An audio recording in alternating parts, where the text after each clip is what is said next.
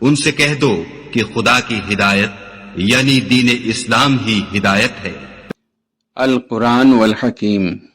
اور جو لوگ آخرت پر ایمان نہیں لاتے وہ رستے سے الگ ہو رہے ہیں، اور اگر ہم ان پر رحم کریں اور جو تکلیفیں ان کو پہنچ رہی ہیں وہ دور کر دیں تو اپنی سرکشی پر اڑے رہیں اور بھٹکتے پھریں۔ اور ہم نے ان کو عذاب میں بھی پکڑا تو بھی انہوں نے خدا کے آگے عاجزی نہ کی، اور وہ عاجزی کرتے ہی نہیں، یہاں تک کہ جب ہم نے ان پر عذاب شدید کا دروازہ کھول دیا تو اس وقت وہاں نا امید ہو گئے۔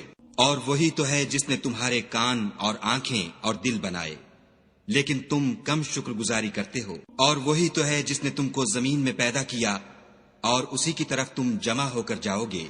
اور وہی ہے جو زندگی بخشتا اور موت دیتا ہے، اور رات اور دن کا بدلتے رہنا اسی کا تصرف ہے۔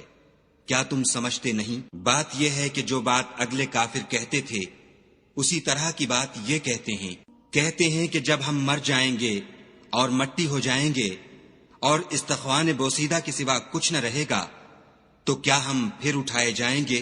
یہ وعدہ ہم سے اور ہم سے پہلے ہمارے باپ دادا سے بھی ہوتا چلا آیا ہے۔ اجی یہ تو صرف اگلے لوگوں کی کہانیاں ہیں۔ کہو کہ اگر تم جانتے ہو تو بتاؤ کہ زمین اور جو کچھ زمین میں ہے سب کس کا مال ہے؟ جھٹ بول اٹھیں گے کہ خدا کا۔ کہو کہ پھر تم سوچتے کیوں نہیں؟ ان سے پوچھو کہ 7 آسمانوں کا کون مالک ہے اور عرش عظیم کا کون مالک ہے؟ بے ساختہ کہہ دیں گے کہ یہ چیزیں خدا ہی کی ہیں۔ کہو کہ پھر تم ڈرتے کیوں نہیں؟ کہو کہ اگر تم جانتے ہو تو بتاؤ کہ وہ کون ہے جس کے ہاتھ میں ہر چیز کی بادشاہی ہے، اور وہ پناہ دیتا ہے اور اس کے مقابل کوئی کسی کو پناہ نہیں دے سکتا۔ فوراً کہہ دیں گے کہ ایسی بادشاہی تو خدا ہی کی ہے۔ کہو کہ پھر تم پر جادو کہاں سے پڑ جاتا ہے؟ بات یہ ہے کہ ہم نے ان کے پاس حق پہنچا دیا ہے، اور یہ جو بت پرستی کیے جاتے ہیں بے شک جھوٹے ہیں۔ خدا نے نہ تو کسی کو اپنا بیٹا بنایا ہے اور نہ اس کے ساتھ کوئی اور معبود ہے۔ ایسا ہوتا تو ہر معبود اپنی اپنی مخلوقات کو لے کر چل دیتا اور ایک دوسرے پر غالب آ جاتا۔ یہ لوگ جو کچھ خدا کے بارے میں بیان کرتے ہیں خدا اس سے پاک ہے، وہ پوشیدہ اور ظاہر کو جانتا ہے، اور مشرک جو اس کے ساتھ شریک کرتے ہیں اس کی شان اس سے بلند ہے۔ اے محمد صلی اللہ علیہ وآلہ وسلم، کہو کہ اے پروردگار، جس عذاب کا ان کفار سے وعدہ ہوا ہے اگر تو میری زندگی میں ان پر نازل کر کے مجھے بھی دکھائے تو اے پروردگار مجھے اس سے محفوظ رکھیو اور ان ظالموں میں شامل نہ کیجو۔ اور جو وعدہ ہم ان سے کر رہے ہیں ہم تم کو دکھا کر ان پر نازل کرنے پر قادر ہیں۔ اور بری بات کے جواب میں ایسی بات کہو جو نہایت اچھی ہو، اور یہ جو کچھ بیان کرتے ہیں ہمیں خوب معلوم ہے۔ اور کہو کہ اے پروردگار، میں شیطانوں کے وسوسوں سے تیری پناہ مانگتا ہوں، اور اے پروردگار اس سے بھی تیری پناہ مانگتا ہوں کہ وہ میرے پاس آ موجود ہوں۔ یہ لوگ اسی طرح غفلت میں رہیں گے یہاں تک کہ جب ان میں سے کسی کے پاس موت آ جائے گی تو کہے گا کہ اے پروردگار مجھے پھر دنیا میں واپس بھیج دے تاکہ میں اس میں جسے چھوڑ آیا ہوں نیک کام کیا کروں۔ ہرگز نہیں، یہ ایک ایسی بات ہے کہ وہ اسے زبان سے کہہ رہا ہوگا اور اس کے ساتھ عمل نہیں ہوگا، اور ان کے پیچھے برزخ ہے جہاں وہ اس دن تک کہ دوبارہ اٹھائے جائیں گے رہیں گے۔ پھر جب سور پھونکا جائے گا تو نہ تو ان میں قرابتیں رہیں گی اور نہ ایک دوسرے کو پوچھیں گے۔ تو جن کے عملوں کے بوجھ بھاری ہوں گے وہ فلاح پانے والے ہیں، اور جن کے بوجھ ہلکے ہوں گے وہ لوگ ہیں جنہوں نے اپنے تئیں خسارے میں ڈالا، ہمیشہ دوزخ میں رہیں گے۔ آگ ان کے منہوں کو جھلس دے گی اور وہ اس میں تیوری چڑھائے ہوں گے۔ کیا تم کو میری آیتیں پڑھ کر سنائی جاتی تھیں؟ نہیں، تم ان کو سنتے تھے اور جھٹلاتے تھے۔ اے ہمارے پروردگار، ہم پر ہماری کم بختی غالب ہو گئی اور ہم رستے سے بھٹک گئے۔ اے پروردگار ہم کو اس میں سے نکال دے، اگر ہم پھر ایسے کام کریں تو ظالم ہوں گے۔ خدا فرمائے گا کہ اسی میں ذلت کے ساتھ پڑے رہو اور مجھ سے بات نہ کرو۔ میرے بندوں میں ایک گروہ تھا جو دعا کیا کرتا تھا کہ اے ہمارے پروردگار ہم ایمان لائے تو تو ہم کو بخش دے اور ہم پر رحم کر، اور تو سب سے بہتر رحم کرنے والا ہے، تو تم ان سے تمسخر کرتے رہے یہاں تک کہ ان کے پیچھے میری یاد بھی بھول گئے، اور تم ہمیشہ ان سے ہنسی کیا کرتے تھے۔ آج میں نے ان کو ان کے صبر کا بدلہ دیا کہ وہ کامیاب ہو گئے۔ خدا پوچھے گا کہ تم زمین میں کتنے برس رہے؟ وہ کہیں گے کہ ہم 1 روز یا 1 روز سے بھی کم رہے تھے، شمار کرنے والوں سے پوچھ لیجئے۔ خدا فرمائے گا کہ وہاں تم بہت ہی کم رہے، کاش تم جانتے ہوتے۔ کیا تم یہ خیال کرتے ہو کہ ہم نے تم کو بے فائدہ پیدا کیا ہے اور یہ کہ تم ہماری طرف لوٹ کر نہیں آؤ گے؟ تو خدا جو سچا بادشاہ ہے، اس کی شان اس سے اونچی ہے، اس کے سوا کوئی معبود نہیں، وہی عرش بزرگ کا مالک ہے۔ اور جو شخص خدا کے ساتھ اور معبود کو پکارتا ہے جس کی اس کے پاس کچھ بھی سند نہیں، تو اس کا حساب خدا ہی کے ہاں ہوگا۔ کچھ شک نہیں کہ کافر رستگاری نہیں پائیں گے۔ اور خدا سے دعا کرو کہ میرے پروردگار مجھے بخش دے اور مجھ پر رحم کر، اور تو سب سے بہتر رحم کرنے والا ہے۔ شروع اللہ کے نام سے جو بڑا مہربان نہایت رحم والا ہے۔ یہ ایک سورت ہے جس کو ہم نے نازل کیا اور اس کے احکام کو فرض کر دیا، اور اس میں واضح المطالب آیتیں نازل کیں تاکہ تم یاد رکھو۔ بدکاری کرنے والی عورت اور بدکاری کرنے والا مرد جب ان کی بدکاری ثابت ہو جائے تو دونوں میں سے ہر ایک کو 100 درے مارو، اور اگر تم خدا اور روز آخرت پر ایمان رکھتے ہو تو شرع خدا کے حکم میں تمہیں ان پر ہرگز ترس نہ آئے، اور چاہیے کہ ان کی سزا کے وقت مسلمانوں کی ایک جماعت بھی موجود ہو۔ بدکار مرد تو بدکار یا مشرک عورت کے سوا نکاح نہیں کرتا، اور بدکار عورت کو بھی بدکار یا مشرک مرد کے سوا اور کوئی نکاح میں نہیں لاتا، اور یہ یعنی بدکار عورت سے نکاح کرنا مومنوں پر حرام ہے۔ اور جو لوگ پرہیزگار عورتوں کو بدکاری کا عیب لگائیں اور اس پر 4 گواہ نہ لائیں تو ان کو 80 درے مارو، اور کبھی ان کی شہادت قبول نہ کرو، اور یہی بد کردار ہیں۔ ہاں، جو اس کے بعد توبہ کر لیں اور اپنی حالت سنوار لیں تو خدا بھی بخشنے والا مہربان ہے۔ اور جو لوگ اپنی عورتوں پر بدکاری کی تہمت لگائیں اور خود ان کے سوا ان کے گواہ نہ ہوں تو ہر ایک کی شہادت یہ ہے کہ پہلے تو 4 بار خدا کی قسم کھائے کہ بے شک وہ سچا ہے، اور 5ویں بار یہ کہے کہ اگر وہ جھوٹا ہو تو اس پر خدا کی لعنت۔ اور عورت سے سزا کو یہ بات ٹال سکتی ہے کہ وہ پہلے 4 بار خدا کی قسم کھائے کہ بے شک یہ جھوٹا ہے، اور 5ویں دفعہ یوں کہے کہ اگر یہ سچا ہو تو مجھ پر خدا کا غضب نازل ہو۔ اور اگر تم پر خدا کا فضل اور اس کی مہربانی نہ ہوتی تو بہت سی خرابیاں پیدا ہو جاتی، مگر وہ صاحب کرم امیم ہے، اور یہ کہ خدا توبہ قبول کرنے والا اور حکیم ہے۔ جن لوگوں نے بہتان باندھا ہے تم ہی میں سے ایک جماعت ہے، اس کو اپنے حق میں برا نہ سمجھنا بلکہ وہ تمہارے لیے اچھا ہے۔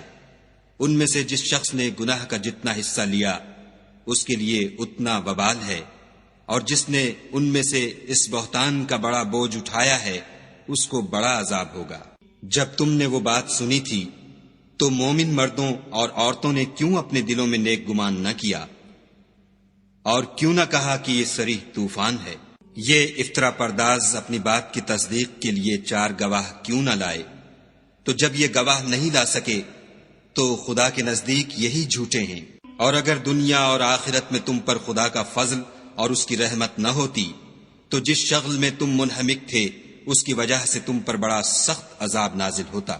جب تم اپنی زبانوں سے اس کا ایک دوسرے سے ذکر کرتے تھے اور اپنے منہ سے ایسی بات کہتے تھے جس کا تم کو کچھ بھی علم نہ تھا، اور تم اسے ایک ہلکی بات سمجھتے تھے، اور خدا کے نزدیک وہ بڑی بھاری بات تھی۔ اور جب تم نے اسے سنا تھا تو کیوں نہ کہہ دیا کہ ہمیں شایع نہیں کہ ایسی بات زبان پر لائیں؟ پروردگار تو پاک ہے، یہ تو بہت بڑا بہتان ہے۔ खुदा तुम्हें नसीहत करता है कि अगर मोमिन हो तो फिर कभी ऐसा काम न करना। और खुदा तुम्हारे समझाने के लिए अपनी आयतें खोल खोल कर बयान फरमाता है, और खुदा जानने वाला और हिकमत वाला है। जो लोग इस बात को पसंद करते हैं कि मोमिनों में बेहयाई यानी तोहमत बदकारी की खबर फैले, उनको दुनिया और आखिरत में दुख देने वाला अजाब होगा, और खुदा जानता है और तुम नहीं जानते। और अगर तुम पर खुदा का फजल और उसकी रहमत न होती तो क्या कुछ न होता, मगर वो करीम है, और ये कि खुदा निहायत मेहरबान और रहीम है। وَإِنَّ الَّذِينَ لَا يُؤْمِنُونَ بِالْآخِرَةِ عَنِ الصِّرَاطِ لَنَاكِبُونَ وَلَوْ رَحِمْنَاهُمْ وَكَشَفْنَا مَا بِهِمْ مِنْ ضُرٍّ لَلَجُّوا فِي طُغْيَانِهِمْ يَعْمَهُونَ وَلَقَدْ أَخَذْنَاهُمْ بِالْعَذَابِ فَمَا اسْتَكَانُوا لِرَبِّهِمْ وَمَا يَتَضَرَّعُونَ حَتَّى إِذَا فَتَحْنَا عَلَيْهِمْ بَابًا ذَا عَذَابٍ شَدِيدٍ إِذَا هُمْ فِيهِ مُبْلِسُونَ وَهُوَ الَّذِي أَنشَأَ لَكُمُ السَّمْعَ وَالْأَبْصَارَ وَالْأَفْئِدَةَ قَلِيلًا مَا تَشْكُرُونَ وَهُوَ الَّذِي ذَرَأَكُمْ فِي الْأَرْضِ وَإِلَيْهِ تُحْشَرُونَ وَهُوَ الَّذِي يُحْيِي وَيُمِيتُ وَلَهُ اخْتِلَافُ اللَّيْلِ وَالنَّهَارِ أَفَلَا تَعْقِلُونَ بَلْ قَالُوا مِثْلَ مَا قَالَ الْأَوَّلُونَ قَالُوا أَإِذَا مِتْنَا وَكُنَّا تُرَابًا وَعِظَامًا أَإِنَّا لَمَبْعُوثُونَ لَقَدْ وُعِدْنَا نَحْنُ وَآبَاؤُنَا هَذَا مِنْ قَبْلُ إِنْ هَذَا إِلَّا أَسَاطِيرُ الْأَوَّلِينَ قُلْ لِمَنِ الْأَرْضُ وَمَنْ فِيهَا إِن كُنتُمْ تَعْلَمُونَ سَيَقُولُونَ لِلَّهِ قُلْ أَفَلَا تَذَكَّرُونَ قُلْ مَنْ رَبُّ السَّمَاوَاتِ السَّبْعِ وَرَبُّ الْعَرْشِ الْعَظِيمِ سيقولون لله قل أفلا تتقون قل من بيده ملكوت كل شيء وهو يجير ولا يجار عليه إن كنتم تعلمون سيقولون لله قل فأنا تسحرون بل أتيناهم بالحق وإنهم لكاذبون ما اتخذ الله من ولد وما كان معه من إله إذا لذهب كل إله بما خلق ولعلى بعضهم على بعض سبحان الله عما يصفون عالم الغيب والشهادة فتعالى عما يشركون قل رب إما تريني ما يوعدون رب فلا تجعلني في القوم الظالمين وإنا على أن نريك ما نعدهم لقادرون ادفع بالتي هي أحسن السيئة نحن أعلم بما يصفون وقل رب أعوذ بك من همزات الشياطين وأعوذ بك رب أن يحضرون حتى إذا جاء أحدهم الموت قال رب ارجعون لعلي أعمل صالحا فيما تركت كلا إنها كلمة هو قائلها ومن ورائهم برزخ إلى يوم يبعثون فإذا نفخ في الصور فلا أنساب بينهم يومئذ ولا يتساءلون فمن ثقلت موازينه فأولئك هم المفلحون ومن خفت موازينه فأولئك الذين خسروا أنفسهم في جهنم خالدون تلفح وجوههم النار وهم فيها كالحون ألم تكن آياتي تتلى عليكم فكنتم بها تكذبون قالوا ربنا غلبت علينا شقوتنا وكنا قوما ضالين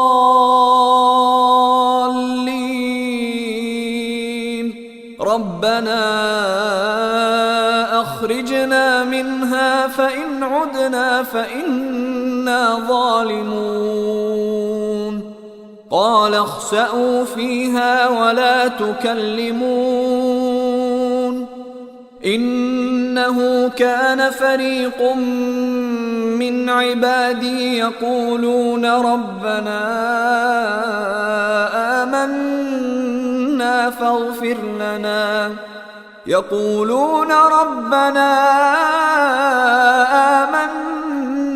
فاغفر لنا وارحمنا وأنت خير الراحمين فاتخذتموهم سخريا حتى أنسوكم ذكري وكنتم منهم تضحكون إني جزيتهم اليوم بما صبروا أنهم هم الفائزون قال كم لبثتم في الأرض عدد سنين قالوا لبثنا يوما أو بعض يوم فاسأل العادين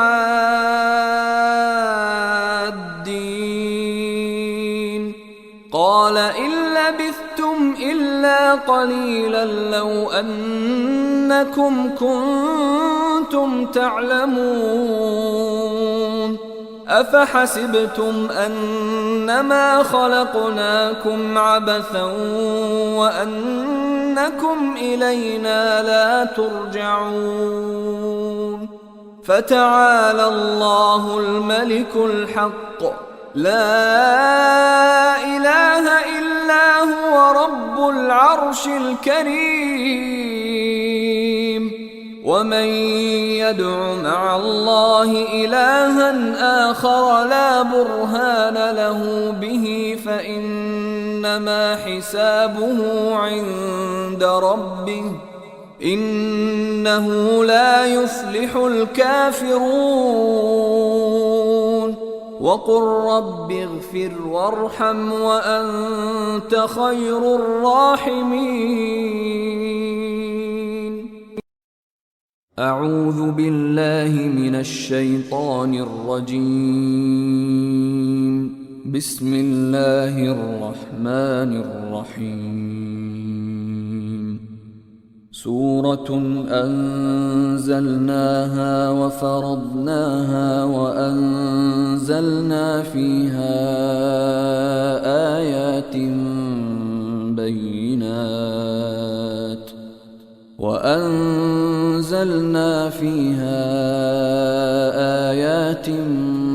بينات لعلكم تذكرون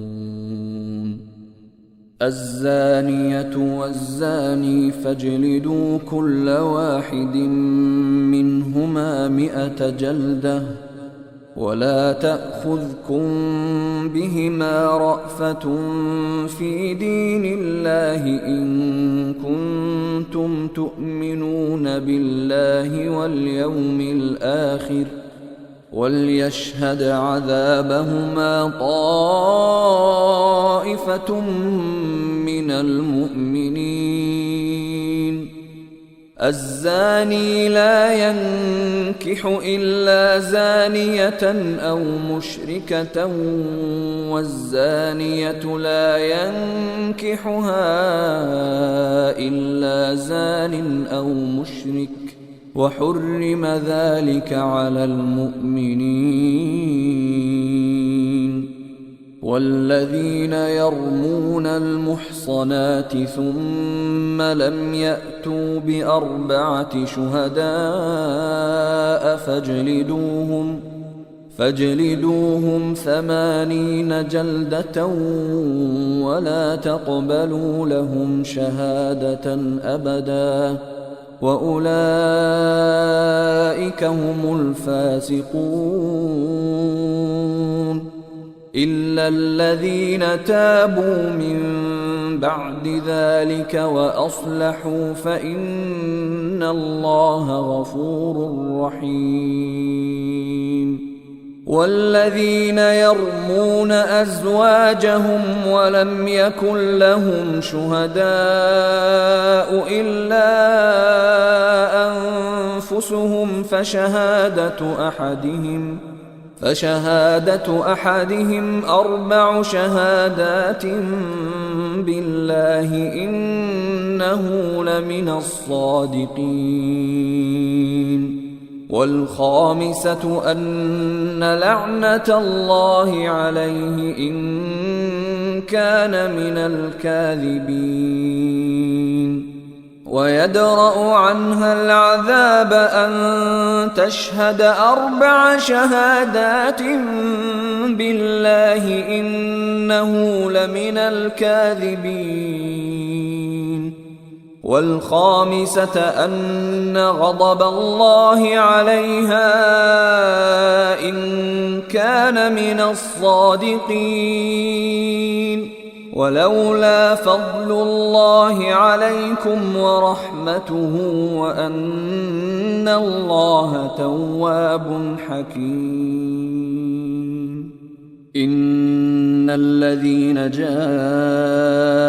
بالإفك عصبة منكم لا تحسبوه شرا لكم بل هو خير لكم لكل امرئ منهم ما اكتسب من الإثم والذي تولى كبره منهم له عذاب عظيم لولا إذ سمعتموه ظن المؤمنون والمؤمنات بأنفسهم خيرا وقالوا هذا إفك مبين لولا جاءوا عليه ب4 شهداء فإذ لم يأتوا بالشهداء فأولئك عند الله هم الكاذبون ولولا فضل الله عليكم ورحمته في الدنيا والآخرة لمسكم فيما أفضتم فيه عذاب عظيم إذ تلقونه بألسنتكم وتقولون بأفواهكم ما ليس لكم به علم